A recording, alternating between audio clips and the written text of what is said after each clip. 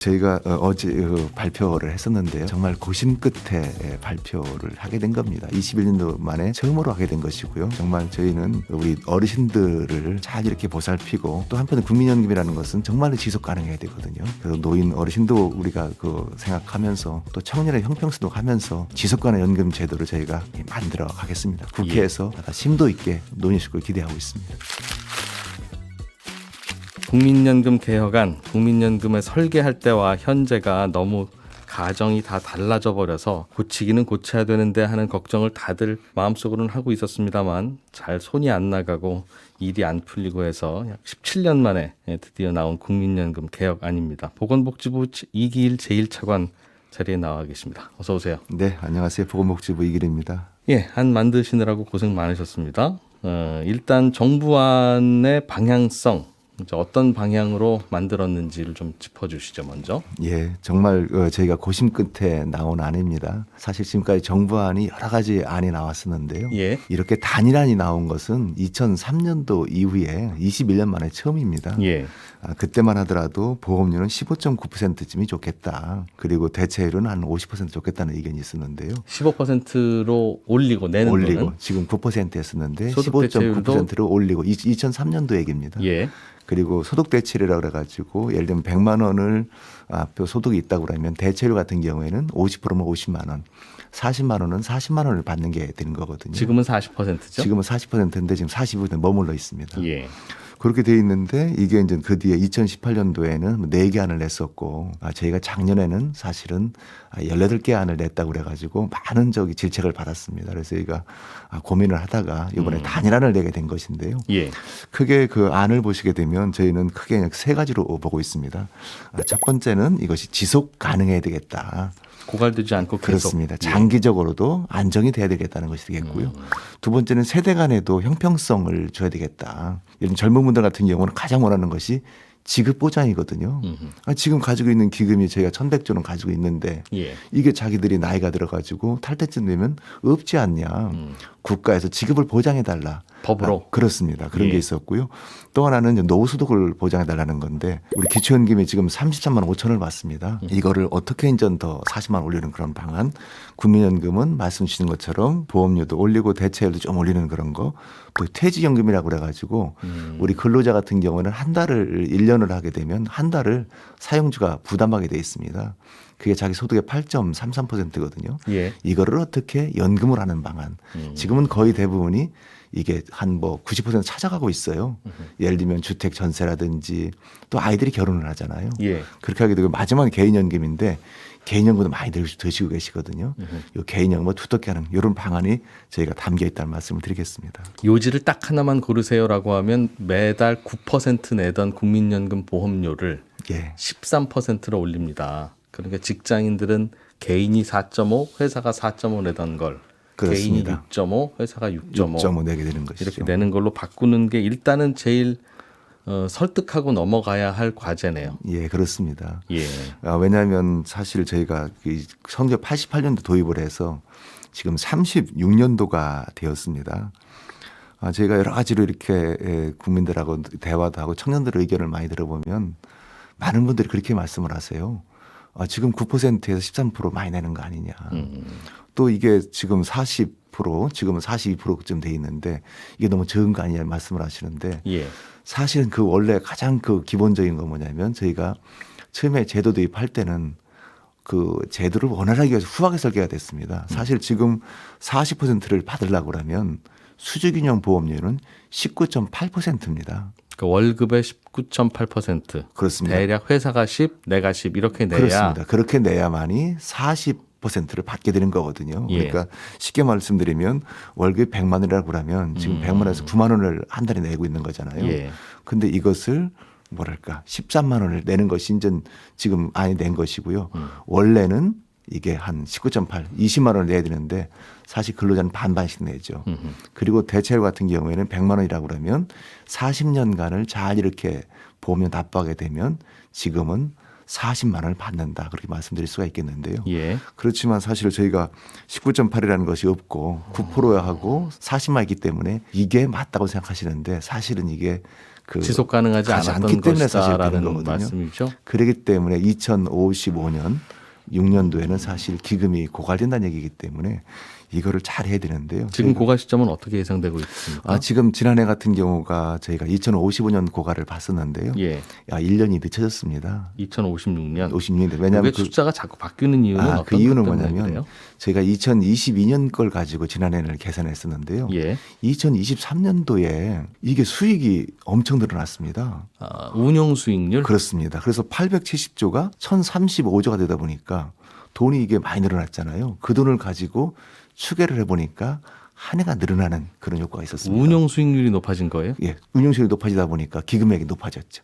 기금액 잔액이 늘어났고. 늘어났죠. 예, 예. 그러면 종전에 예상했던 운용 수익률보다 실제로 초과해서 작년에 한 해가 그렇습니다. 저희가 그러다 보니 약간 계산이 달라지고. 그렇습니다. 그럼 그 계산은 나중에 운용하다가 혹시 무슨 세계 경제 위기가 온다든가 수익률이 안 좋아지면 또 고갈 시점은 앞당겨지겠습니다. 그렇습니다. 그런 변동이 있습니다. 왜냐하면 2022년도가 저희가 전 세계 마찬가지거든요. 대략 연금의 운용 수익률을 몇 %로 놓고 그럼 지금은 계산하고 있나요? 지금은 저희가 그 지난해 같은 경우에는 4.5%를 계산을 했습니다. 4.5% 수익률을 평균적으로. 낸다면 예, 예.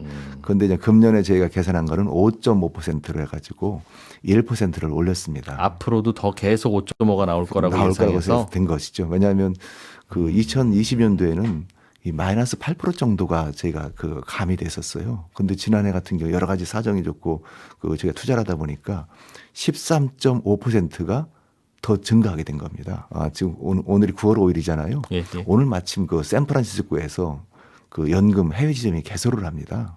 그래서 지금 세계에 4개가 하게 돼 있고 여러 자산 같은 경우도 그렇게 해외에서 하게 되다 보면 가장 많이 나는 수익이 이런 뭐 주식도 있고 채권도 있지만 대체 투자인 것이거든요. 그러니까 해외 투자를 많이 그렇습니다. 하면 좀 더 그렇습니다. 높아지지 않겠느냐. 그렇습니다. 그래서 5.5%는 가능하다.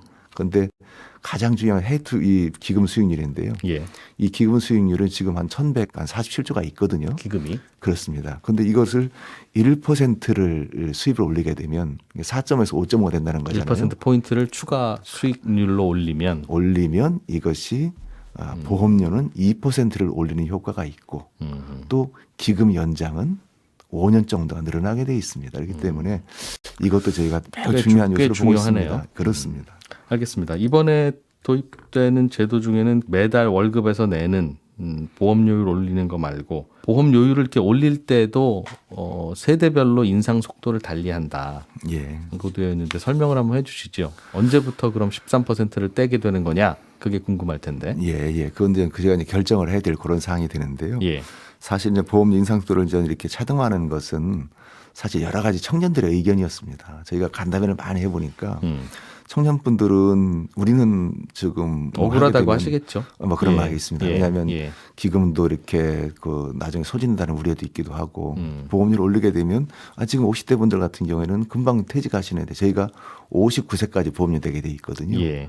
금방 퇴직을 하는데 우리 같은 경우에는 오른 보험료를 얼마 안 내고 나가시는데 그렇습니다. 우리는 근데 지금부터 2, 30년 내야 되지 지금부터라도 않느냐. 계속 내야 되지 않냐 그런 게 있어가지고 그러면 50대나 40대는 언제부터 13%로 올리고 청년들은 언제부터 올립니까? 그건 저희 결정을 해야 됩니다. 아직은 구체적으로는 예, 안 나왔고. 그렇습니다. 저희가 사실은 이번에 안을 낸 것이 예. 정부안을 낸 것이 되겠고요. 그런데 시뮬레이션을 하실 때는 대략 가정이 있으니까 이 정도면 고갈 안 될 것이다가 나왔을 거 아니겠어요? 그렇습니다. 예. 그런데 사실은 그 이게 가정을 공개하기는 좀 아직은 어렵습니까? 그건 국회에서 결정을 해야 될 그런 사항입니다. 그리고 사실은 이게 보게 되면 예.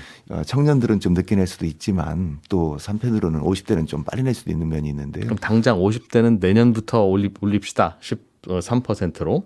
만약 그렇게 한다면 예. 이른바 청년들 뭐 갓 취업한 20대 후반 30대 초반의 청년들은 대략 언제부터 그렇게 올리는 걸로 예상하고 있으면 돼요. 예, 그것은 국회에서 결정될 사항인데요. 예. 그러니까 예를 들어 만약에 내년에 이제 법이 개정이 되고 내년에 된다고 그러면 네. 그때부터 이렇게 그 예를 들면 50대 같은 경우에는 1%씩 이렇게 올리게 되겠고요. 9%내다가 10%, 11%, 그렇습니다. 12%. 그리고 예. 40대 같은 경우에는 예. 0.5%씩 8년을 내게 돼 있고요. 아하, 네. 그런데 기본 전제는 0.5%입니다. 저희가 공론할 때도 예. 0.5%를 올리겠다. 13% 올릴 때. 그럼 그보다 젊은 세대도 똑같이 0.5씩은 매년 따라 올라가는 걸로. 그런데 이제 거기에서 차등화가 있는 거죠. 예를 들면 30대 같은 경우에는 예를 들면 0.33% 그리고 20대 같은 경우에는 0.25% 예. 그렇게 이제 저희가 설계를 했었는데요. 그 이유는 있습니다. 그 50대 같은 경우에는 지금 예. 75년생이거든요. 예. 이분들은 20세되면은 보통 직장에 들어온다고 그러면 1995년도에 직장에 들어오게 됩니다. 네. 그런 데는 우리가 제도 도입 초기에는 원활하게 하기 위해서 그때는 3% 보험료를 내고 대체율을 70%로 했었습니다. 그때는 뭐 평균 수명도 짧았을 것이고 그렇습니다. 예, 그때는 기금 수익률도 매우 70 높을 였습니다. 걸로 예상했을 예, 예. 것이고. 그리고 그다음에 99년도부터는 60%, 2008년도에는 50%가 되고 지금은 점차 다운이 돼가지고 금년도에 42%가 되고 소득 대체율을 대체율 말씀하시는 맞습니다. 거죠?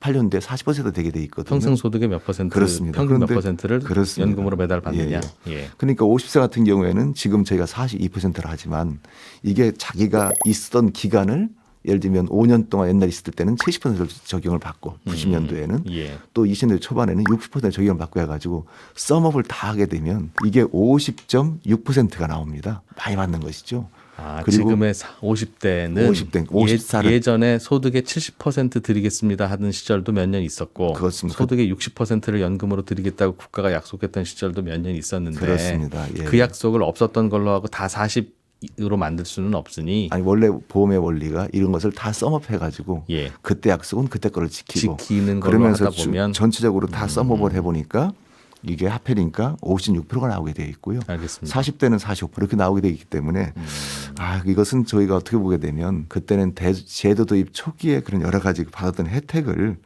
지금쯤 되면 예. 이건 청년층에도 그런 어느 정도의 의견을 들어주는 게 좋지 않겠나 그런 생각이 있었습니다. 조금 전에 설명하신 이 부분은 왜 같은 국민인데 청년들은 더 보험료를 늦게 올립니까? 예, 예. 라는 의견에 대해서 예, 예. 나이 드신 분들은 예전에 그 좋았던 시절도 좀 있어서 예, 예. 소득 대체율이 실질적으로는 좀 더 높습니다. 그렇습니다. 양보 좀 하십시오라는 예, 말이네요. 그렇습니다. 그때는 적게 내고 많이 받는 구조였었는데 지금은 이런 구조가 돼 있기 때문에 알겠습니다. 청년들은 다 냅니다. 16년 나게 되어 있거든요. 20대 예. 같은 경우에는. 이렇게 하면 고갈이 안 되고 언젠가부터는 다시 쌓일 수도 있는 거라고 보시는 거예요. 국민연금 기금이 아니면 이것은- 고갈 시점을 늦출 뿐입니까? 예, 늦추는 그 효과는 크지는 않습니다. 얼마나 늦추죠? 이렇게 한 1년 정도 늦춰지게 되는데요. 아니, 제가 여쭙는 건 이번에 19%를 13%로 바꾸면 예, 예. 그러니까 기금 고갈 시점이 예, 예. 어느 정도? 지금 저희가 이제 그 가지고 2056년도에 소진될 예. 예정이잖아요. 예, 그런데 13%를 올리고 예. 42%를 하게 되면 예, 이게 한 2072년 정도 해가지고 72년, 예, 16년 동안 늘어나게 됩니다. 16년 늘리는 효과네요. 예, 있습니다. 그런데 만약에 이거를 하다 보면 한 1년 정도 73년도로 되게 돼 있는데요. 예, 근데 우리가 아까도 야. 저기 말씀을 드리면 사실 13%는 공론화하고 저희가 21대 마지막에 예, 다 이렇게 서로 이제 어떻게 합의된 숫자가 된 것 같고요. 이제 42% 같은 경우도 사실 지금이 42%이기 때문에 그거를 저희가 알겠습니다. 준용해서 하게 된다는 말씀. 조금 전에 말씀 주신 기금 고갈 안 되고 정상적으로 그냥 돌아가려면 월급의 20%는 보험료로 떼어야 돼요. 그렇습니다. 라는 전제는 흔들리지 않는 거군요. 예, 어차피 보험이라는 것은 무형분산이거든요. 그러니까 어느 분들이 퇴직을 하게 되면 사회 구성원들이 돈을 조금씩 각출해서 내는 돈인데 이거 수지를 맞추려고 그러면 19.8%를 내야 된다. 20%는 내야 되는데 갑자기 20%로 점핑하기는 어려우니 그렇습니다. 일단 13%로 올리는 거지만 그거 올린다고 기금 고갈이 막아지는 건 아니고 예, 16년 늘어납니다. 수학적 계산적으로 보면 그게 15, 16, 17, 18, 19, 20으로 계속 빠르게 올라가야 그렇습니다. 그래야 국민연금 기금 고갈은 면할 수 있다. 그렇습니다. 바로 그겁니다. 알겠습니다. 자동 조정 장치라고 하는 걸 이번에 새로 도입하는 안도 넣으셨던데 이건 그러니까 뭔가 앞에 미래가 시나리오가 달라지면 매번 이번처럼 국회가 모여서 한 해 만에 이러지 말고 함수를 하나 만들어 놓고 자동으로 연금 보험료율을 올리든 혹은 받는 그 수급하는 금액을 줄이든 자동으로 정하자. 매번 이렇게 소란스럽게 하지 말고 그 얘기입니까? 예, 그 방식은 뭐 이것은 국회에서 논의를 좀 해줘야 될 것 같긴 한데요. 사실 가장 큰 고민은 여기 있었습니다. 왜냐하면 어느 정도 이렇게 보험료율을 위율과 대체율을 맞춰놓는다 하더라도 수준을 예. 맞춰놓는다 하더라도 이게 사회가 변하는 겁니다. 예를 들면은 지금 우리나라 가장 급격한 저출생이잖아요. 예. 0.72 합계 출산율은 전 세계 우리나라밖에 없습니다. 또 고령화 같은 경우에는 금년대짐이 1,000만이 넘었거든요. 예. 근데 이게 지금 이렇게 저희가 이렇게 산식을 만들어 놓고 다 균형을 맞춰 놨는데 그런데 갑자기 너무나 저출생이라는 건 딸리 말하면 나중에 보험료 낼 사람들이 준다는 얘기거든요. 예. 그리고 고령화 같은 경우는 딸리 말하면 지금 우리가 88년도에 도입했을 때 70.7세를 살았습니다. 그런데 지금 84세를 살고 계시다 보니까 예. 14년 정도를 더 이렇게 사시게 되는 거거든요. 왜 계산이 다시 되어야 하는지는 저희도 충분히 이해는 됩니다. 예. 그러다 보니까 그런 것을 우리가 그 OECD 국가도 38개의 나라에서 24개 나라에서 도입을 하고 있는 것이고요. 자동 조정 장치. 자동 조정 장치. 그렇습니다. 예. 그래서 가장 먼저 한 나라는 사실 스웨덴이거든요. 그래서 수입보다 지출이 많을 때는 조정을 하고 일본 같은 경우가 저희가 같은 아이디어는 비슷한데요. 그 거시경제 슬라이드라고 그래가지고 예. 자기들이 줄 돈을 정해져 있는데 예를 들면 가입자 수가 줄게 되면 요 평균 3년간 평균하고 또 기대 여명 사는 것이 좀 늘게 되면 그런 걸 반영해서 하는데요. 차이는 있습니다. 뭐냐면 올해 금년에 100만 원을 저희가 드리겠다 그러잖아요. 그러면 100만 원이 깎이는 건 아니고 예를 들면 물가가 3%가 돼 103만 원쯤 돼야 되는데 예. 혹시라도 이런 비율 가입자가 준다 그러든지 아니면 조금 더 오래 사신다든지 그게 예를 들면 두 개 합해서 0.5% 된다고 그러면 2.5%를 인상시켜 준다. 물가 상승률을 못 따라갈 수도 있습니다. 약간 못 들어갈 수도 있다. 그러나 작년에 받던 돈보다 줄어들지는 절대 않습니다. 줄어들지는 않습니다. 예. 절대는 아닐 것 같은데 왜 아닙니다. 절대라고? 그건 저희가 계산하세요? 이거 여기에서는 그렇게 제도는 그렇게 설계를 했거든요. 제도를 만들 때 그렇습니다. 자동 조정을 하기는 하더라도 절대 명목 금액으로 작년보다 더 줄어들게 자동 조정하지는 말자. 그런 겁니다. 그러면 자동 조정이 안 될 수도 있는데요. 예, 안 되는 케이스도 있습니다. 예, 일본 그러면, 같은 경우도 이런 그러나, 케이스가 있더라고요. 예를 들면 일본이 잃어버린 또 20년 있다 보니까 디프레이션이 있어도 되려 물가가 떨어지는 경우도 있었잖아요. 예. 그런 경우에는 현재 주는 금액 그대로 하는 그런 케이스도 있었습니다. 국민연금 제도뿐만 아니라 앞서 소개도 해주셨습니다만 기초연금, 퇴직연금, 개인연금 등등이 합쳐서 국민들의 노후 보장 시스템인데 다른 연금도 혹시 건드릴 만한 게 있습니까? 개인연금이야 개인이 알아서 하는 거니까 정부가 건드릴 건 세제 정도일 테고. 맞습니다. 기초연금은 올리실 생각이세요? 예, 기초연금이 지금 34만 5천 원을 받고 있습니다. 예. 일어나시고 또 두 분이 받으시면 53만 원 정도를 드리고 있는데요. 예. 저희가 27년까지 저희 정부에서 40만 원으로 인상할 계획을 가지고 있습니다. 예. 그렇지만 기초연금 받으시는 분 중에도 가난하신 분들이 있으시잖아요. 예. 그런 분들에는 26년부터 음. 예를 들면 기준소득의 50%쯤 되면은 한 노인 인구의 한 53%가 되십니다. 예. 530만 명이거든요. 1,000만이기 때문에. 하위 50%가 되겠네요. 노인 그렇습니다. 인구의 그런 분들의 소득으로. 그런 분들에 대해서는 26년부터 40만 원을 드리겠다는 것이고요. 예. 40만 원 먼저 드리고 나머지 27년에 나머지 드리게 돼 있고요. 또 하나는 저희가 항상 비판을 많이 받았는데 이게 줬다 뺏는 연금입니다. 국민연금을 많이 받으면 기초연금에서는 좀 깎아서 드리는. 그건 아닙니다. 뭐냐면 그것도 있긴 있습니다. 근데 생계비 같은 경우가 국민기초생활보장제도가 있잖아요. 네네. 이건 이건 1인에다가 71만 원을 소득을 보장해 드리는데 이게 20일 날 71만 원이 들어옵니다. 근데 첫 번째 이렇게 65세가 되면 첫 달에 25일에 33만 원 5천이 들어오거든요. 그럼 그 다음 달에 이게 70만 원보다 이게 넘었군요. 그렇기 때문에 이것에 대해서 그것을 소득에 잡아가지고 예를 들면은 기초연금은 그대로 드리는데 생계급여가 깎입니다. 생활보장은 한 달에 한 70만 원 정도 해드리는 71만 게 원쯤. 국가가 예, 해드리기로 그렇습니다. 약속한 건데 예. 기초연금으로 받으셨으니 나머지는 좀 감하겠습니다 하고 있다는 거죠. 그게 사실은 좀 서운하기는 할 거예요. 기초생활보장제 예. 보충성이 원리거든요. 예. 근데 그렇지만 너무 서운하기 때문에 이번 대통령께서 말씀하신 것처럼 기초연금에 대해서는 장기적으로는 다 드릴 수 있도록 하겠다. 그렇게 해서 제가 단계적인 그런 방안을 우리 재정당국과 협의 중에 있습니다. 40만 원으로 올리는 건 지금은 기초연금을 노인들의 70%에게 지급하고 있는데 그렇습니다. 앞으로 40%를 올려도 계속 70% 정도의 40만 원을 올려도. 인원으로 지급하는 거 안에는 변함이 그건 없습니다. 변함이 없습니다. 일부에서는 기초연금을 주기 시작한 게 국민연금 수급하는 노인들이 많지 않아서 노인 자살률도 높고 우리나라가 국민연금이 도입된 지 얼마 안 돼서 그게 보장이 잘 안 되니까 나라 예산으로라도 좀 드립시다라고 해서 시작된 것이고 다만 이제 선거 때 서로 여야가 경쟁하듯이 또 올려서 하위 70%를 다 드립시다 하다 보니 저 정도 노인분들이시면 혼자 사실만도 하신데 받으시네 하는 부분도 좀 있었어요. 그리고 앞으로도 점점 국민연금이 점점 보장하는 비중이 높아질 테니 사실은 좀 줄여가야 되는 연금이다. 특히 국가 재정 생각하면 그런 지적이 많던데 오히려 이번에 올렸네요. 그 과제는 좀 장기적으로 좀 논의를 해야 될 과제 같고요. 그러니까 사실은 지금 어르신들이 빈곤율이 38.1% 가장 높습니다. 저희는 그런 생각을 하거든요. 우리나라가 전 세계적으로 이 5, 6위의 이런 국가 경쟁력과 수출하는 그런 나라에 대해서는 예. 지금 어르신들의 큰 헌신과 희생이 있었다고 생각이 그래서 때문에 그 지점에서 예. 어려우신 어른들에게 40만 원 아니라 70만 원, 80만 원을 좀 드릴 수 있도록 하려면 예. 좀 덜 어려운 분들에게는 덜 드려야지. 모든 어른들에게 다 고맙다는 얘기 들으려고 어른들 10명 중에 7명한테나 다 일률적으로 주면 그거는 그 어른들을 존중하는 거 아니라 포퓰리즘이거나 혹은 정부 예산을 좀 체계 없이 쓰는 거다라는 지적이 있습니다. 예. 그래서 장기적으로는 하셔야 된다고 말씀은 주시는데 이번에 오히려 예. 역행하는 거 아닌가요? 이번에는 저희가 그 과제로는 포함시키지 않았고요. 그렇지만 그런 과제는 지난해 발표했던 제 5차 운영 계획에 다 있습니다. 근데 그걸 가지고 저희가 이번에는 할 수 있는 걸 하게 된 건데요. 그런 과제는 논의할 과제는 맞습니다. 논의를 해서 그래서 앞으로는 좀 그래도 줄일 수 있는 부분은 줄여 나가는 게 정부 예산으로도 도움이 될 거고 기초연금은 예산에서 나가니까 그래서 지금보다 굳이 올리고 갈 것까지는 없는 것 같은데 당장 못 줄입니다. 나박하게는 이런 말씀을 하실 수 있습니다만. 그래서 저희가 약속했던 40만 원까지는 그렇게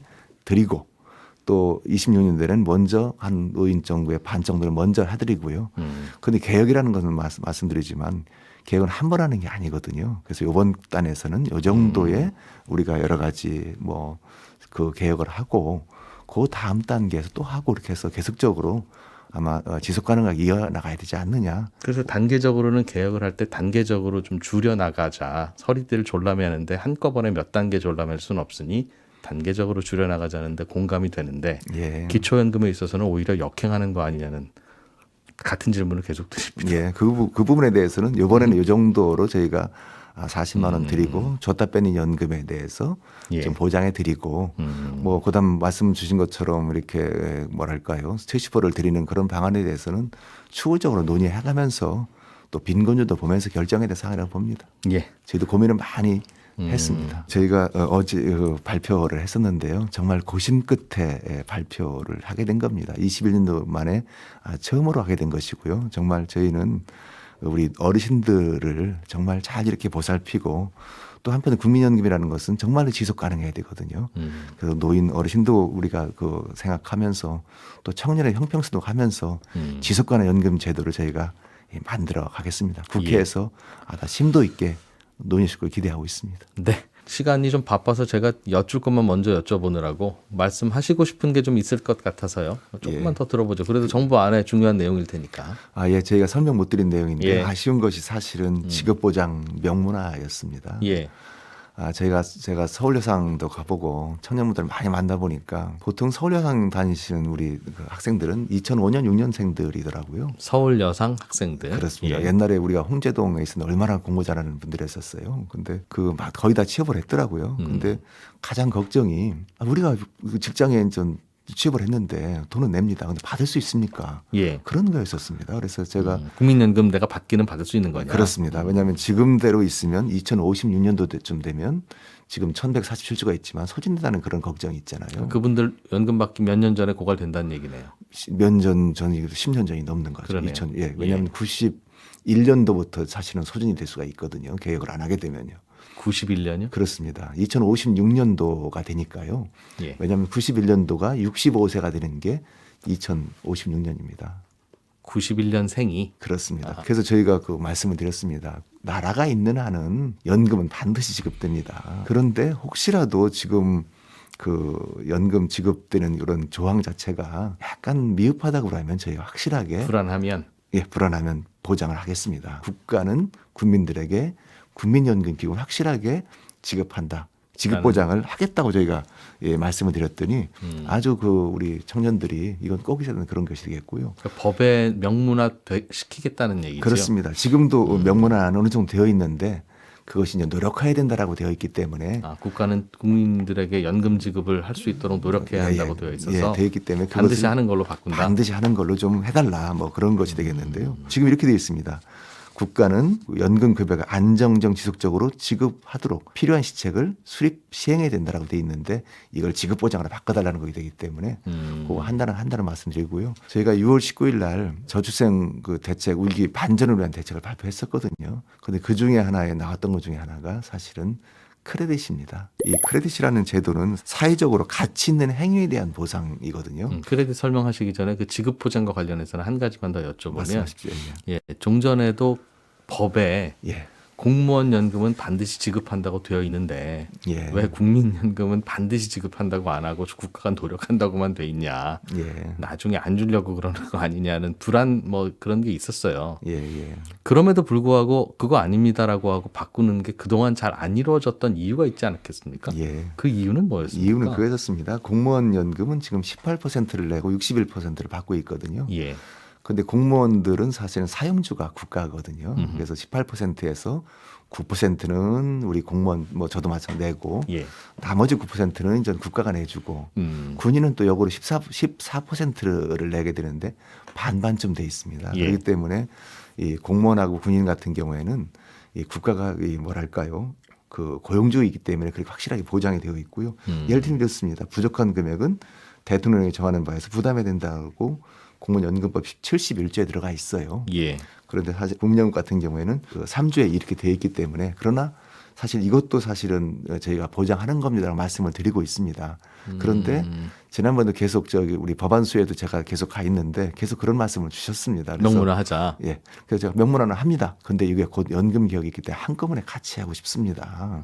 그렇게 말씀을 드렸거든요. 그럼 그동안 명문화를 안 했던 이유는 굳이 명문화 해달라는 요구가 크지는 않다고 판단해서입니까? 아닙니다. 명문화는 그 뭔가 부담스러우셨던 게 있었을 것 같은데요. 아닙니다. 결국은 국민연금 개혁과 함께 한 세트로 이렇게 했으면 좋겠다는 것이 되겠고요. 왜냐하면 또 그런 우려도 있을 수는 있었습니다. 또 일부 전문가들은 여기서 지급보장을 명문화하게 되면 예. 개혁의 동인이 사라질 수 있다. 앞으로도 뭐 어차피 정부가 주기로 한 건데 예, 예. 그렇기 때문에 이것은 개혁을 하면서 예. 같이 크레딧도 하고 또 여러 가지 모세교육도 하고 이렇게 보험료도 올리고 같이 하면서 알겠습니다. 세트가 좋겠다는 그런 것이 되겠고요. 실무적으로야 개혁안에 같이 넣어서 원래 그렇습니다. 개혁안이라는 게 고통스러운 거니까 약간 좀 뭐 그래도 도움될 만한 거를 같이 넣어야 개혁안이 통과되지 않겠느냐고 해서 뭐 아껴둔 카드일 수도 있는데 그러면 그 반대로 다시 한번 여쭤보죠. 이건 이제 법으로 명문화한다는 건데 법이라는 것도 국회에서 바꿀 수 있는 거잖아요. 지금도 국민연금 개혁안을 이렇게 바뀔 줄 몰랐는데 국회에서 이제 바꾸는 거 아니겠습니까? 우리가 합의를 해서. 예, 예. 그럼 국가가 나중에 기금은 고갈되고 줄 방법은 없는데 법에는 명문화되어 있으면 그때 미래의 국회가 요 명문화된 법을 좀 바꿔야 되겠습니다라고 하면 실질적으로 어차피 못 줄 상황이면 못 주는 거 아니냐. 이게 아무 차이 없지는 않습니까? 거꾸로 다시 여쭤보면. 이것은 지금은 보장이 됩니다. 왜냐하면 저희가 예. 1988년에 도입해서 지금 신생연금이잖아요. 36년이 돼 있고 처음에는 원활하게 많이 도입했는데 사실은 가장 이것을 먼저 도입한 나라는 그 독일의 비스마르크였었습니다. 1889년도죠. 예. 우리보다 100년 정도 앞서 도입을 했는데 그 나라도 이렇게 처음에는 적립금이 있다가 나중에 이렇게 계속 부가식으로 바뀌긴 했지만 계속 약속한 금액은 드리고 있거든요. 그렇기 때문에 이것이 줄 수 있으면 당연히 주겠죠. 줍니다. 그래서 이미 130년 이상을 한 나라에서도 네. 왜냐하면 국가는 하나의 약속이거든요. 예. 그렇기 때문에 이것은 나중에 주지 않는 그런 것은 그 원칙에 대한 어떤 의구심이라면 끝도 없는 거니까 그런 질문을 드리는 건 아니나 예. 법에 명문화한다는 것이 가져오는 함이라는 게 예. 어차피 법이라는 것도 또 바꿀 수 있는 거라고 가정한다면 명문화하는 것과 안 하는 게 실질적인 차이가 없는 것은 혹시 아닙니까라는 질문입니다. 안 줄 거냐는 질문을 하는 게 아니라 사실은 같은 의미가 돼 있지만 예. 더욱더 확실하게 국민들에게 보장할 수 있고 이것은 청년들에게 신뢰를 심어줄 수 있다는 거거든요. 그래서 저희가 그 말은 가장 법적으로 좀 더 안정적이라기보다는 예. 저희가 정책을 쭉 펴보니까 예. 가장 중요한 것은 국민들의 신뢰더라고요. 알겠습니다. 청년들이 내가 받을 수 있다.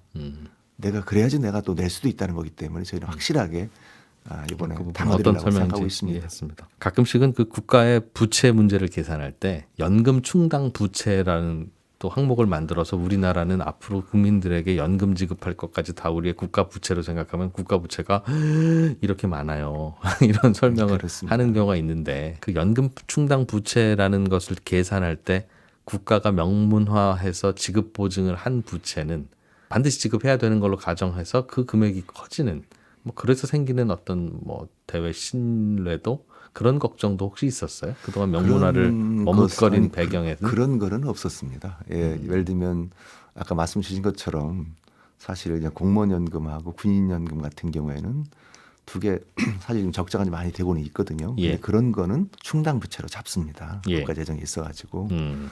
근데 국민연금 같은 경우에는 이건 충당 부채에 해당이 안 됩니다. 이러나 저러나. 예. 그래서 이것은 뭐 우리 기재부 전체를 관리하는 우리 기재부의 전체적인 재정 상태도 그렇지만 네. 그 법에 대해 있고 국가재정법에 나와 있거든요. 그리고 이 OECD 국가에서도 우리 연금에 대해서는 이거는 충당 부채로 잡지 않는 것이 그 기본 원칙입니다. 통계 기준이니까. 그렇습니다. 그렇기 때문에 그거는 관계가 없다는 그런 말씀을 드리고 싶습니다. 예. 크레딧 이야기로 조금 넘어가 보죠. 예. 네.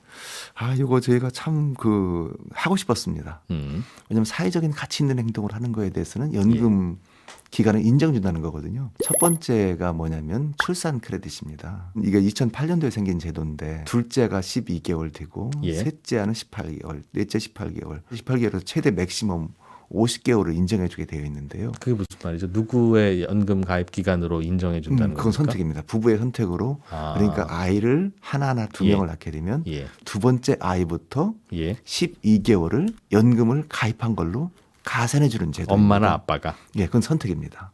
엄마한테 넣든 아빠한테 넣든. 그건 좀 부부가 선택하는 거죠. 예. 왜냐하면 대체로 엄마가 합니다. 엄마가 하게 되면 엄마가 12년 가입인데 13 늘려주는 것이 되겠고요. 엄마가 아예 소득 활동을 한 적이 없으셔서 그냥 가입을 안 하시는 한다면 임의 가입자가 되는 경우도 있을 텐데. 아빠가요. 그럴 경우에는 아빠가. 엄마가 선택할 수 있는 건 아니고. 예, 그럴 때는 둘 중에 한 분은 계시잖아요. 네. 강제 가입이기 때문에. 그냥 아빠가 가입을 하게 되고 예, 또 말씀 주신 임의 가입 같은 경우는 엄마가 내가 소득은 없지만 내가 가입하겠다는 거잖아요. 임의 가입을 할 때도 더해 준다는 말이죠. 그렇습니다. 그 예. 상관이 없습니다. 가입자인 경우에는 네. 1년을 해준다는 예. 것이 되겠고요. 그런데 지금까지는 둘째부터 했는데 첫째를 안 해줬어요. 예. 지금은 사실 첫째 애 한 명 낳는 것도 이게 진짜 어떻게 보면 다출산이거든요. 네. 지금 0.7명이기 때문에 그래서 첫째도 해드리겠다는 것이 되겠고요. 예. 그리고 두 번째 같은 경우에는 이 군대 갔다 오게 되면 이게 지금은 6개월 정도를 해주고 있습니다. 예. 그런데 군대를 6개월만 갔다 오는 게 아니잖아요. 그러니까 사실 저희가 군대 갔을 때는 30개월을 했었거든요. 고생하셨습니다. 저는 저 운전병으로 있었습니다. 운전병도 고생합니다. 그런데 지금은 18개월을 군대를 있잖아요. 예. 그래 6개월이 아니고 18개월 근무하면 18개월 넣어주는 걸로. 넣어주는 걸로. 그럼 그 전에는 왜 안 넣어주셨어요? 그전에는 그런 제도가 없었습니다. 그러니까 6개월 넣어줄 때 왜 예. 6개월만 넣어줬습니까? 아마 그때는 제가 그럴 수 있었을 것 같아요. 왜냐하면 걱정하는 지금- 바가 있었을 거 지금 아니겠습니까? 아시다시피 보면은 군대 근무 이렇게 기간이 예.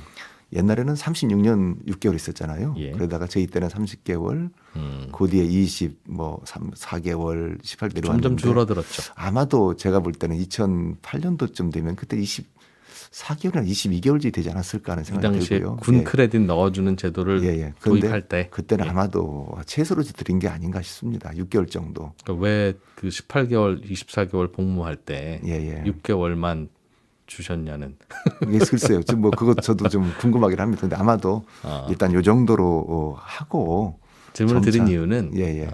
이제 그런 크레딧 있으면 좋죠. 그렇습니다. 좋으나 군대는 20개월 다녀왔지만 국가를 위해서 복무하셨으니 저희가 60개월 넣어드리겠습니다도 왜 명분이야 없겠어요. 예. 그러나 그게 결국은 다 국민연금의 기금과 관련한 그렇습니다. 고갈 시점을 앞당기다든가 뭐 당당 다 그런 거라서 이제 못 줬을 텐데 글쎄요. 지금 이렇게 이제 다양한 크레딧을 넣는 게 뭐 이해는 됩니다. 이제 국민연금 개혁안 자체가 좀 고통스러운 안이니 과거에 전 복지부 장관님 표현대로 약사발에 사탕을 좀 몇 개 같이 줘야 또 통과도 되는 거 아니겠느냐 하면서 넣으시는 것 같기도 해요. 국민들이 보기에는. 예. 청년들을 위한 제도이기도 하고요. 예. 또 우리나라만 있는 게 아니고 사실 스웨덴 같은 경우는 4년을 또 해줍니다. 군대 다녀오면 아닙니다. 저기 출산 크레딧 같은 경우 한 아이 하나 낳을 아이 한 때마다 4년 해주고 독일도 한 명당 3년 해주고 있고요. 예. 다른 나라 군 크레딧 같은 경우는 사실은 복무기간 전체를 해주는 것이 뭐 스웨덴이나 독일도 마찬가지이기 때문에 예. 아마 국제적인 뭐 트렌드도 따라간다고 보고요. 사실은 스웨덴 같은 경우도 지금 한 1.7 정도의 출산율을 가지고 있거든요. 독일도 1.6 정도 있기 때문에 사실 우리 같은 경우가 우리가 출산율을 그래도 준다고 하면 더 주는 것이 맞다고는 보는데 일단은 알겠습니다. 그 기간만큼은 일단은 이번에 개혁안에 넣어서 인정해 드리자 뭐 그런 것이 저희 생각이기도 합니다.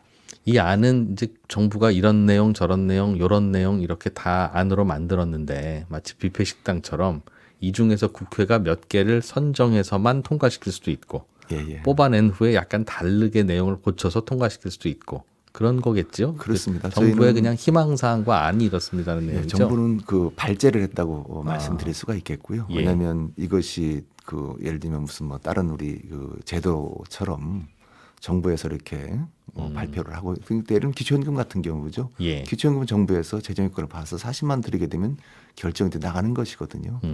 이 국민연금 같은 경우에는 국민연금 법이 있고 여러 가지 과제가 보험료율 또 소득대체율 또 여러 가지 자동조정장치 뭐 또 크레딧 같은 경우도 사실은 국민들의 사회적 합의가 있어야 되는 거거든요. 예. 사회적 합의는 민의의 전당인 국회에서 여야가 논의해 주시면서 다 법에 들어갈 사항입니다. 이게 지금 저희가 말씀드린 그런 내용이. 예. 그래서 법에서 결정이 되게 되면 아마 제 생각에는 금년에 해야 됩니다.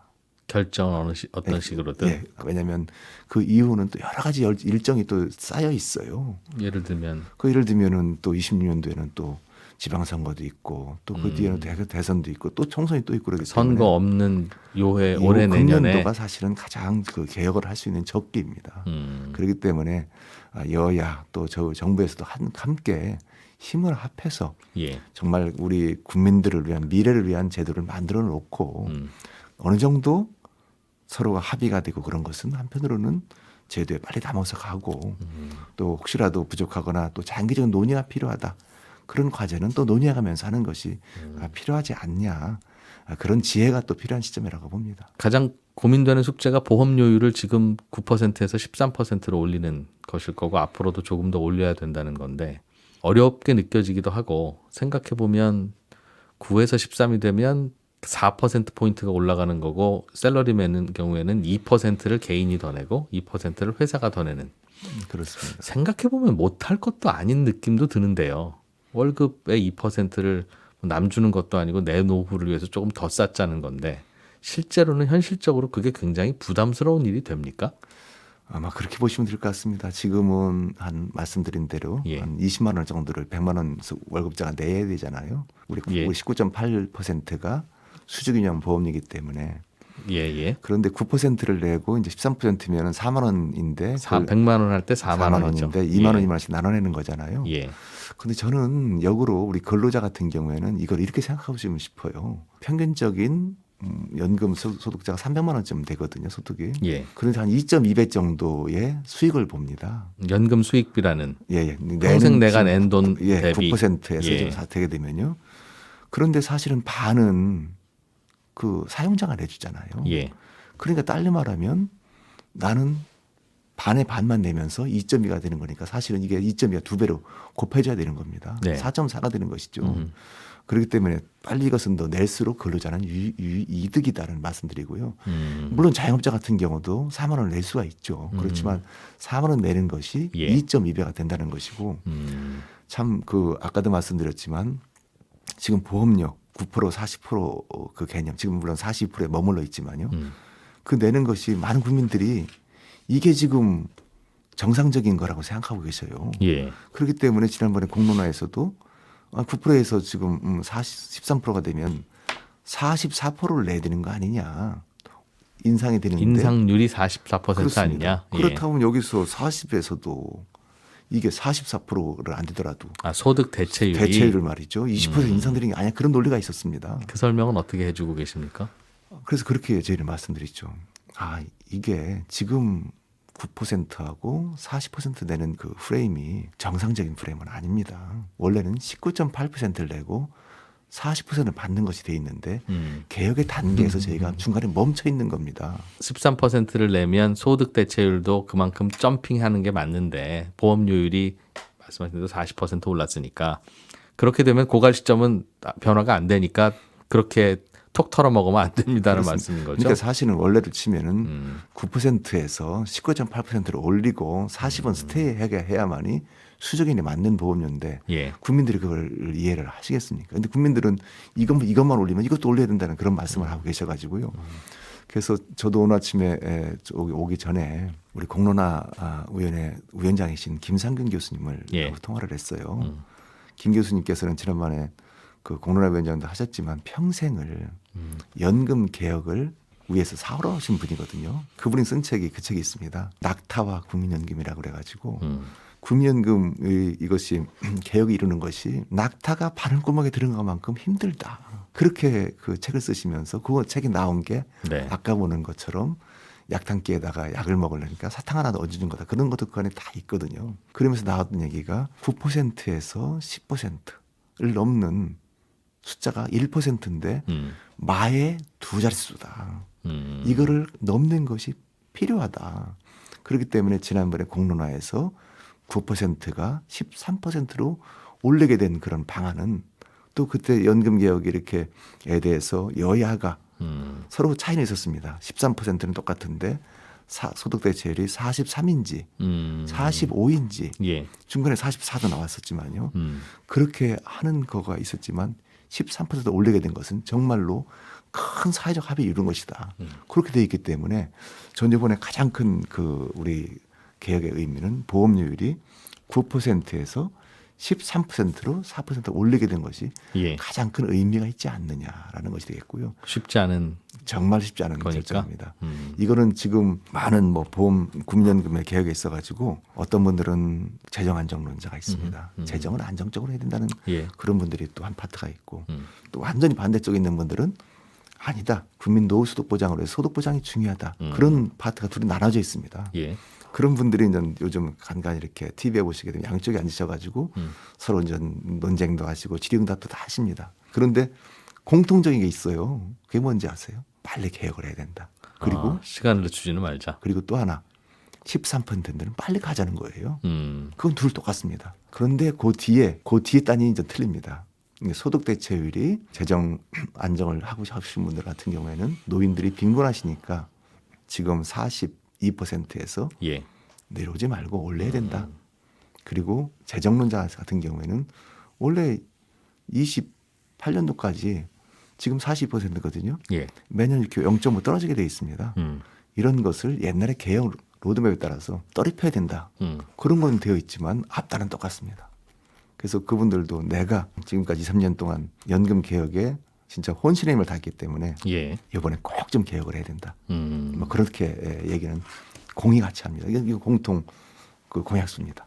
이번에 도입했으면 좋겠다는 자동 조정 장치는 그야말로 이제는 앞으로는 고갈될 시점이 다가오든가 아무튼 바꿀 때가 되면 이 난리 하지 말고 그 정해진 함수에 따라서 교정될 수 있도록 합시다.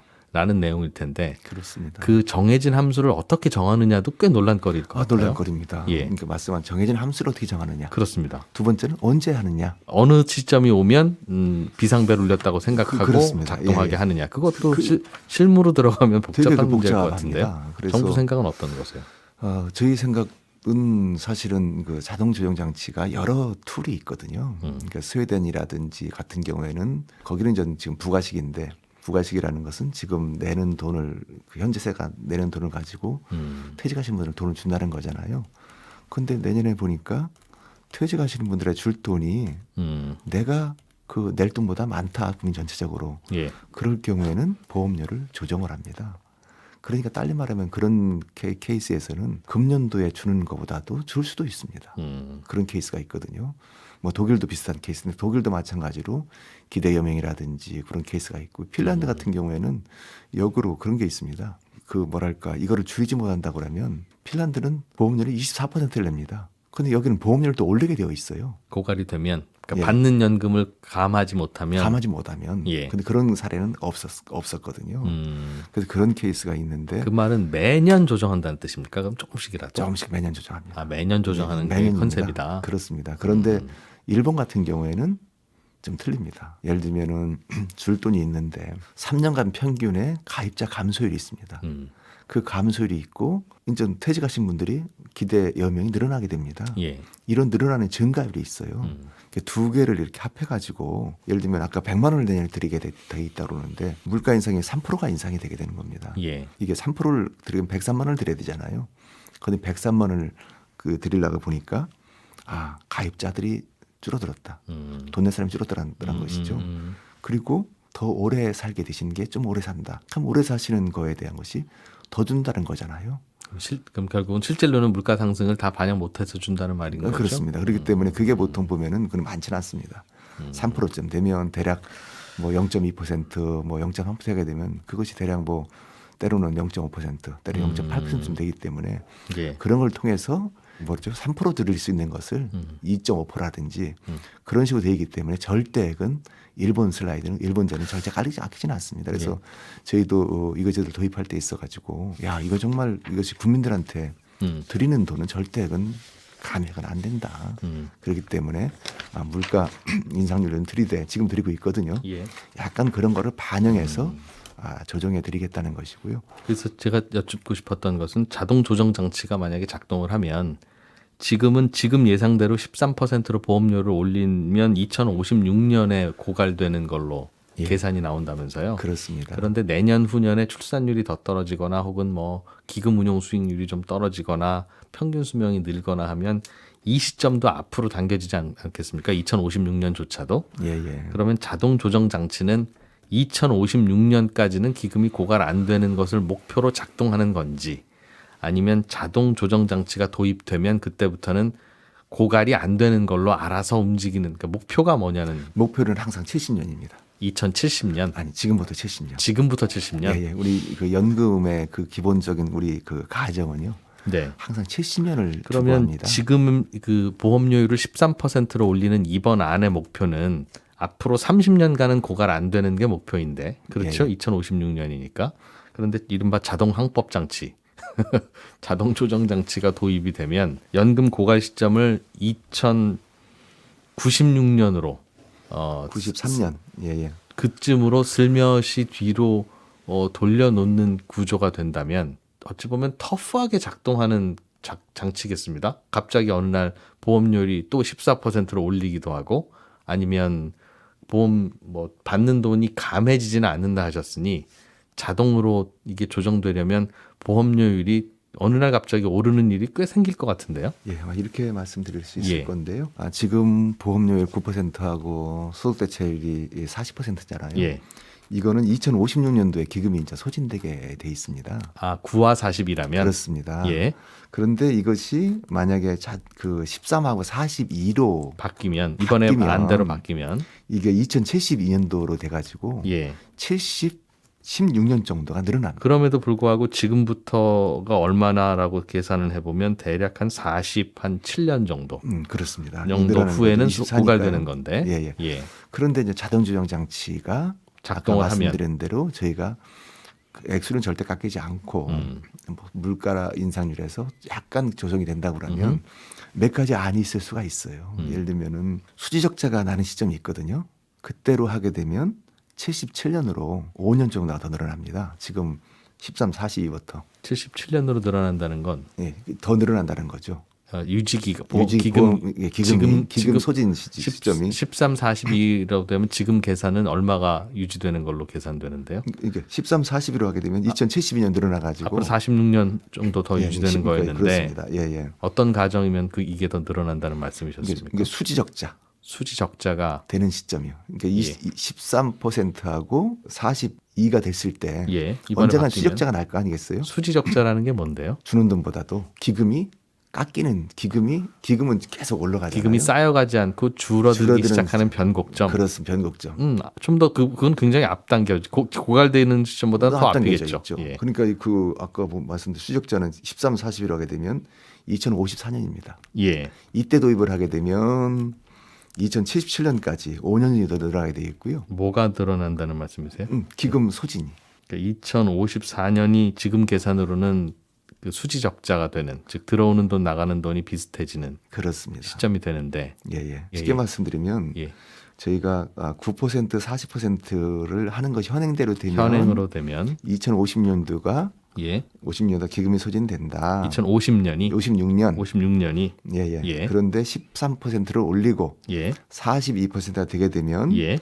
수적자는 2054년이 되고 수지적자가 이번엔 2054년이고 예, 그렇습니다. 기금 고갈은 72년이 72년이 되는데 좀 더 뒤로 미뤄지는 거죠. 그렇습니다. 예, 그런데 그렇습니다. 예. 만약에 우리 13, 42에서 수적자가 나는 시점이 2054년이라고 말씀드렸잖아요. 예. 이때에 자동 조정 장치를 도입하게 되면 예. 2077년으로 5년이 늘어난다.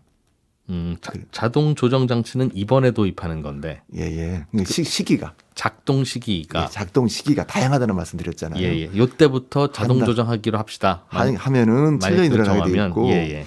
또 하나가 시점이 있을 수가 있는데요. 예. 이건 언제냐면 급여 지출이 지금 우리가 1년에 58조를 나가거든요. 예. 그런데 39조 정도 58조를 보험료를 받습니다. 예. 근데 39조가 나가고 있어요. 요즘은 요즘은. 예.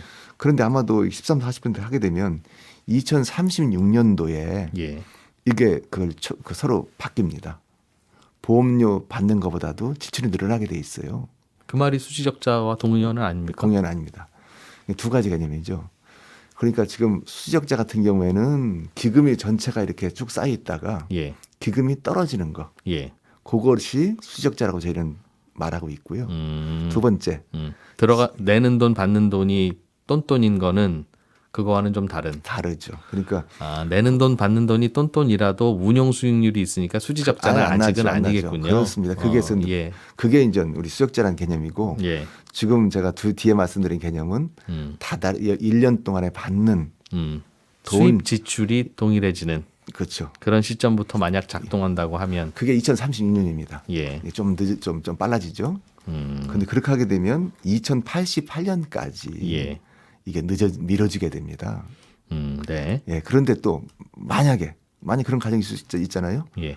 내년부터 도입한다. 네. 예. 그렇게 할 수도 있는 겁니다. 좀 더 빨리 작동하기 시작하면 기금 고갈 시점을 자꾸 뒤로 미룰 수 있겠죠. 있는 거죠. 그렇게 되면 조기 치료가 시작되는 거니까. 2093년까지도 가능합니다.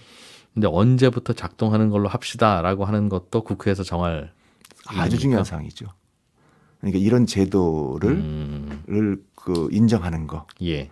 그리고 도입 시기를 정하는 거. 그러니까 이런 제도를 도입하겠다. 예. 는 결정 사항이 하나 있잖아요. 예. 두 번째는 이 언제부터 하겠다.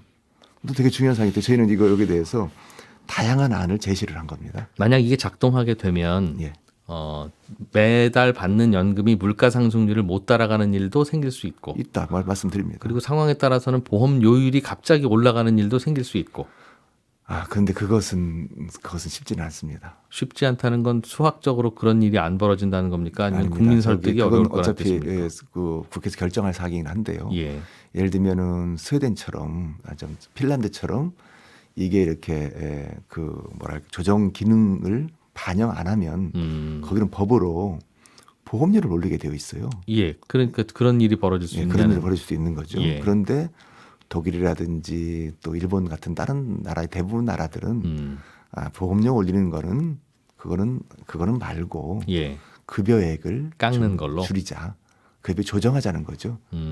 그런데 또 일본 같은 케이스가 있거든요. 잃어버린 20년이 있었잖아요. 그 디플레이션 있을 때 급여 깎는 게 별 의미가 없는.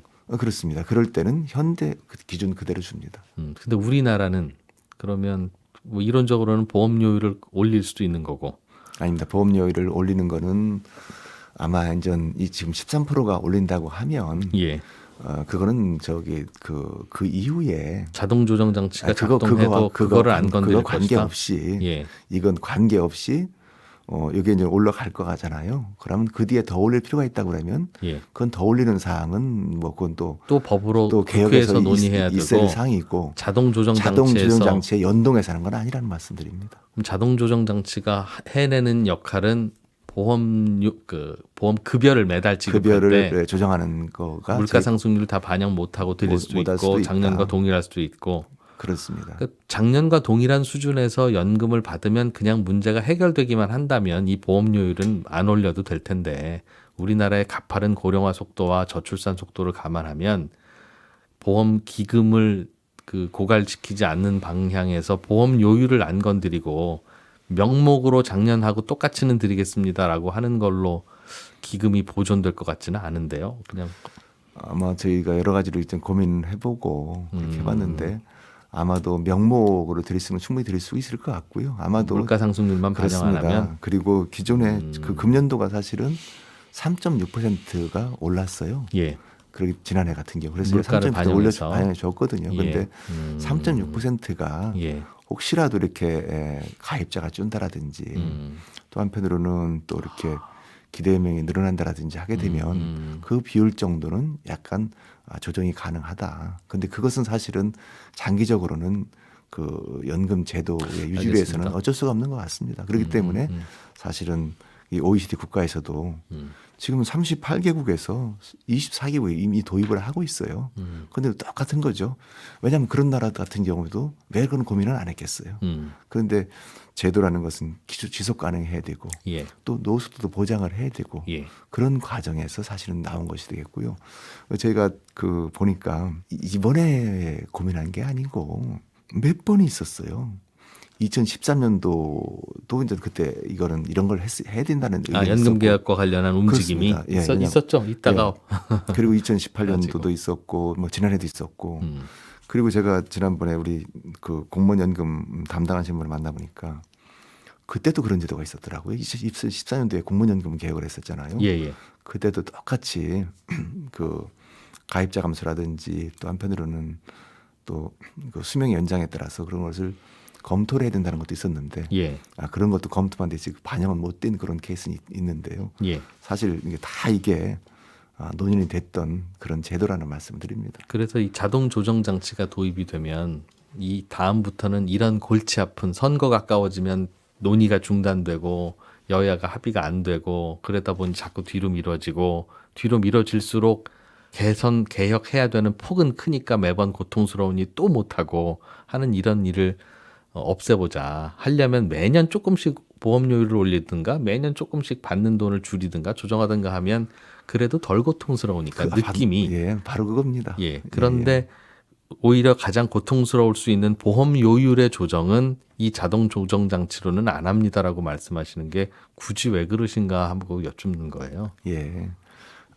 그러니까 그것은 보험료를 올리는 거는 사실은 더 큰 의사결정이거든요. 자동 조정 장치 따위로 결정하면 안 된다. 예. 아니 따위라고 할 수 없지만요. 그러니까 저희가 여러 가지 뭐 핀란드, 뭐 스웨덴, 독일 다양한 나라의 사례를 이렇게 쭉 보니까 예.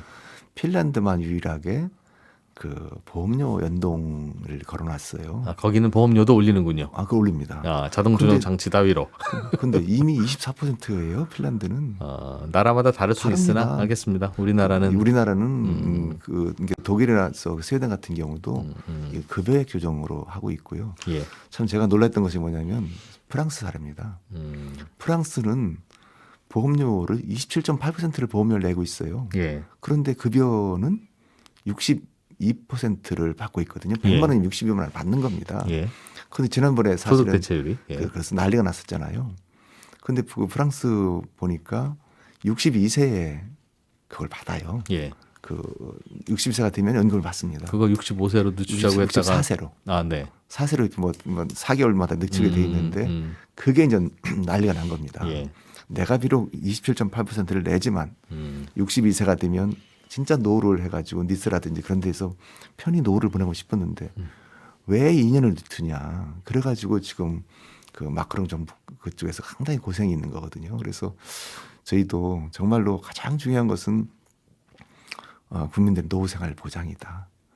노후생활 보장을 위해서는 현재 국민연금 제도가 탄탄하고 기금이 잘 운영돼야 된다. 그렇게 하려면 지속가능해야 되기 때문에 현재 9%에서 40%돼 있는 것을 2050년까지 안 가기 때문에 이걸 더 연장을 시켜서 계속 해야 된다. 그러는 과정에서 정말로 청년들이라든지 또 우리 젊은 세대들이 안심할 수 있도록 직업 보장도 하고 크레딧도 드리고 그렇게 하고 노후세대 같은 경우에는 사실은 더 부족한 거는 기초연금을 40만 원 올려가지고 20주년까지 드리고 26년 그 전에 그 노인분들이 한 50% 정도는 먼저 드리는 그런 제도를 사실은 만들게 된 겁니다. 예. 알겠습니다. 그동안 국민연금 개혁과 관련해서는 다른 방안들도 민간 연구기관에서 제안하기도 하고 뭐 KDI에서 내놓기도 하고 했었던 걸로 알고 있습니다. 예. 차관님도 보셨겠지만 예. 대표적으로는 신세대 연금과 구세대 연금을 아예 주머니를 나눠버리자.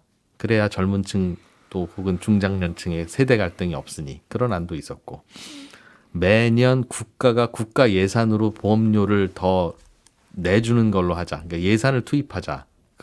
국민들 주머니에서만 거두려니까 힘드니 그런 뭐 논의도 좀 있었던 것 같고 아이디어도 이번 안에는 그거는 반영을 안 시키신 것 같은데 이유가 있습니까? 그 안에 대해서는 좀 마음에 걸리는 점들이 좀 있었어요. 예, 그거도 사실 KDI가 제안을 예. 했었잖아요. 예. 어제도 이강구 박사님 만나뵀는데요. 사실은 그것은 장기적으로 논의할 과제입니다. 그러니까 이제 많은 나라들이 사실은 확정 기여형이라고 그래가지고 사실 저희는 뭐 9%를 내건 뭐 13%를 내건 42 준다고 그러면 예. 42 주는 거거든요. 또 다른 나라에서는 어느 정도 되게 되면 개인연금처럼 내가 내는 돈을 가지고 돈을 내는 건 정해져 있다. 그게 확정 주는 기여형이죠. 것은 예. 그것은 운용 수익에 따라서 해야 된다. 지금 우리는 그럼 확정 급여형인 거죠? 예, 급여형이라고 해가지고 예. 내는 거는 얼마든지 간에 국가에서 주는 돈을 네. 하겠다는 것이 되겠고요. 그러나 다른 뭐 일부 나라에서는 사실은 뭐 싱가포르도 있는데 음. 뭐 내는 것은 얼마 내라. 그렇지만 그렇지만 운용 수익에 따라서 주는 것은 알아서 가져가면 된다. 네네. 근데 그렇게 하고 또 저도 만나보면 청년들이 그런 얘기를 많이 하셔요. 내가 내는 것만 잘 정립해서 운영만 잘해주고 그거 받아가겠다라고 하는데 그거를 하다 보니까 두 가지가 걸리는 거예요. 첫 번째는 지금 확정 급여 주는 돈을 정리를 해야 될 거잖아요. 도입하려면. 예. 그러려면은 사실은 주는 돈을 다 주려고 그러면 KDI 연구에 따르면 609조를 더 줘야 됩니다. 줄 돈이 빚이 609조가 있는 거예요. 더 줘야 되는 거예요. KDI 안은 주머니 나누자는 거였나요? 그렇습니다. 예. 그러니까 뭐 당장 내년이라도 주머니 나눠서 나눠서 중장년층 많이 줘야 되는 건 나중에 나라 돈으로 알아서 주고 그렇습니다. 지금 젊은 층들 거는 건드리지 말고 젊은층 노년층 다 할 거 없이 예. 완전히 내년부터는 자기 내는 돈 운용해서 그냥 그대로 주자라고 하게 되면 지금부터는 그렇습니다. 예. 뭐 지금의 내년이나 마찬가지인데 예. 그렇게 하게 되면 앞에 있는 줄 돈이 많이 남아 있잖아요. 약속했던 건 있으니까. 그렇습니다. 예. 이게 609조입니다. 예. KDI에 따르면 예. 우리 국민연금의 연구에 따르면 이게 1,700 정도 늘어나게 돼 있어요. 음흠. 약간 다릅니다. 예. 물론 계산 산식이 다르겠지만요. 그래서 이런 주는 돈이 하나 따로 있고 만약에 지금 9%를 내는 걸 가지고 아무리 운용을 잘한다 하더라도 사실은 20%밖에 안 나와요. 그 소득 대체. 예. 그런데 역으로 이걸 가지고 40%를 준다고 하고 앞에서 보험료를 계산해 보면 역산해 보면 이게 한 15.5%씩 나오는 겁니다. 보험료율을 그만큼 올려야 된다는 거죠. 그렇습니다. 예. 그렇기 때문에 저희 입장에서는 아이고 그럼 13%보다 더 높은 거잖아요. 예. 그래서 이거는 지금 당장 이거를 하기는 어렵다. 그래서 제가 이거는 연구를 시켜놨습니다. 연구는 어차피 하늘에서 돈 떨어지는 게 아니니까 아닙니다. 누가 예. 고통스러워도 고통스러워야 되는 아닌데 뭐든 아니. 그러니까 사실 정부 재정 이게 투입하는 거는 조금 어렵다고 보셨군요. 그렇습니다. 그래서 처음부터 이걸 지금 이거 연구 과제로 남겨놓고 연구를 시키고 있는 그런 과제가 되겠고요. 두 번째는 뭐냐면 국가 예산을 투입해라라는 예. 거 있잖아요. 예. 지금도 한 국가 예산이 한 1조 이상 나갑니다. 군인연금, 공무원연금 때문에요? 아니요, 국민연금만요. 국민연금에도 국가 예산이 지금 계속 투입되고 투입되고 있습니까? 있습니다. 1조 정도 들어갑니다. 보험료율 받는 걸로만 쌓이는 게 아니라 예, 그거는 그거대로 이제 쌓이는 거고요. 왜 들어갑니까? 주로 이제 그건? 저소득층에 대한 이제 여러 가지 보험료 지원 있잖아요. 저소득층 보험료 국가가 내주는 거. 예. 그러니까 이제 뭐 둘이누리 사업이라고 그래가지고 소득이 낮은 분들에 대한 우리 보험료를 일시적으로 내주는 게 또 있어요. 또 농어촌 주민들에 대해서 내주는 게 있고 또 아까 말씀드렸던 군인 크레딧 같은 경우는 100%다 저기 국가에서 내줍니다. 그리고 출산 크레딧 같은 경우도 30% 정도는 또 제가 내주는 게 있거든요. 그래서 그걸 그런 걸 다 여유롭게 일조쯤 못 줬던 거군요. 내주고 있고요. 그리고 또 앞으로 지금은 그 여러 가지 뭐 납부여자만 뭐 주고 있는 그런 것도 있는데 앞으로는 저소득층에 대해서는 더 지원할 그럴 계획을 가지고 있습니다. 그래서 뭐 여러 가지 뭐 사실 뭐 특고라든지 여러 가지 그런 분들 많이 있잖아요. 특별고 그래서 저소득층에 대한 납부 여러 가지 하고 있는 그런 거에 대해서도 있는데 국가가 넣는 게 더 지금은 일조하고 있지만 앞으로 더 하겠다. 그건 국가의 책무인 것이죠. 더 할 계획으로 있습니다. 이게 국민연금의 개념과는 좀 다른 것 같기는 한데 예를 들면 그냥 비유를 들어서 차관님이나 저나 미래의 노후에 이제 국민연금, 공무원연금을 다 받아야만 겨우 생활할 수 있느냐 하면 그건 아닐 수 있잖아요. 사람에 따라서는 운이 좋은 삶을 살다 보면 다른 재산이 쌓였을 수도 있고 이제 나중에 받을 때쯤 돼서 아유 이분은 국민연금 안 드려도 노후에 큰 문제는 없겠네. 드리기로 약속은 했지만 그러니 반만 드리고 이분은 아유 다 드려야 되겠네. 이제 그런 식으로 이제 나누면 약속을 어기는 거긴 한데 이 요율을 건드리거나 혹은 다른 거 없이 돈 받는 시점에서 고소득층이나 재산이 좀 있는 분들은 좀 깎아서 드리고 그렇지 않은 분들은 약속을 드리거나 아니면 또 어려운 분들은 더 드릴 수도 있고 그런 식으로 나누는 것도 솔루션이 될 수는 없습니다. 생각하는 솔루션은 아니에요. 반대로 부유층들은 그렇게 바뀔까 봐 걱정하는 분도 있으신 것 같은데요. 아유 그거는 그렇게 되면 안 됩니다. 안 하면 좋을 것 같긴 한데 우리의 다양한 솔루션 중에 그것도 산술적 수학적으로는 가능할 듯 하여서 혹시 그게 절대 안 되는 이유는 혹시 있는가 여쭙는 거 하자는 얘기가 아니라 저도 지금 30년 이상 제가 공직 생활을 하고 또 일을 했지만 사실 가장 중요한 것은 국민들의 신뢰더라고요. 그러니까 아무리 좋은 제도가 있다 하더라도 국민들이 신뢰하지 않으면 그 제도는 지속할 수가 없는 거거든요. 그렇기 때문에 만약에 지금 이렇게 어느 정도 돈을 내고 어느 정도 주게 되어 있잖아요. 그런 제도는 사실 그것은 지속 유지해야 된다고 보게 돼 있는 거고요.